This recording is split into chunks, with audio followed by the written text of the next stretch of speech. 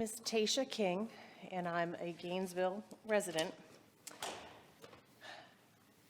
Simple part of this is you've turned the schools in Prince William County into mini health departments, and because of this, the students have suffered.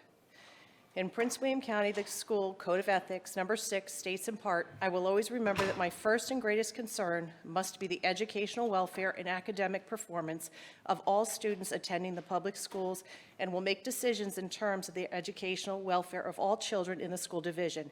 You have failed to do this.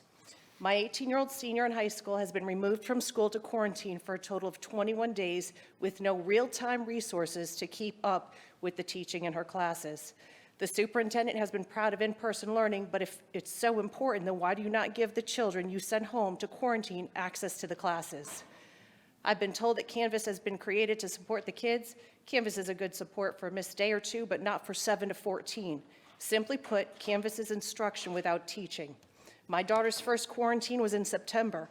After she was contact traced to a COVID-positive friend, she was then asked if she was vaccinated or not, and she told them no. She was sent home for 14 days, but everyone else that was around this person, if vaccinated, was allowed to stay in school and continue to learn. The ironic part of this was her friend came down with COVID and caused her to be sent home, was vaccinated. During the 14 days my daughter was sent home, she never tested positive. What a waste of time. 2 days before Christmas, another one of my daughter's friends who was vaccinated came down with COVID and unfortunately gave it to my daughter. My daughter spent Christmas in quarantine, opening presents alone in her room, while the rest of us, including grandparents, aunts, uncles, and cousins, opened presents in our living room. We tried to get her tested at Patient First, but were turned away, and Walgreens and CVS had no appointments, so we did the next best thing. We found a home test.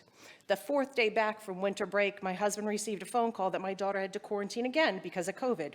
Another vaccinated friend testing positive for COVID.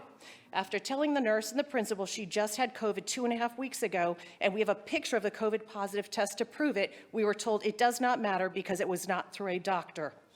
She was to go home and test the 5th day. Even with a COVID negative test, she was to remain home for another 2 days, totaling now 7 days. Again, it was another waste of time for my daughter. She did not come down with COVID. In all actuality, it put her behind in her studies, and it was during midterms. Due to her unnecessary quarantine, she had missed 2 tests and a quiz. She reached out to that teacher for help to update her on materials she missed, but the teacher could not be bothered to help her. I'm not here to debate whether or not vaccines work, but I'm here to give you the facts that we have personally experienced. The vaccinated still get it and spread it, so cherry picking 1 or 2 kids is not going to help. The facts are only 1.8% of students that you send home come down with COVID, but if you still decide to discriminate against the unvaccinated, then it's your responsibility and your job to provide real-time access to the class teaching. Thank you.